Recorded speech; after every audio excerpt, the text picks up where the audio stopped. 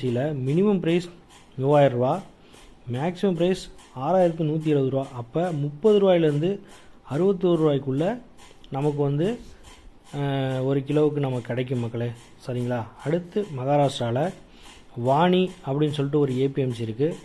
அந்த ஏபிஎம்சியில் பார்த்தீங்கன்னா minimum price 2300 ரூபா, மேக்ஸிமம் ப்ரைஸ் 5925 ரூபா. அப்போ 23 ரூபாயிலேருந்தே நமக்கு வந்து 59 ரூபாய்க்குள்ளே நமக்கு 1 கிலோவுக்கு வந்து நம்ம துவரம்பருப்பு கிடைக்கிது மக்களே. ரொம்ப ரொம்ப கம்மியான ப்ரைஸ் இதான்னு நினைக்கிறேன். அடுத்தது மகாராஷ்டிராவில் மஜல்கோன் அப்படின்னு சொல்லிட்டு ஒரு ஏபிஎம்சி இருக்குது.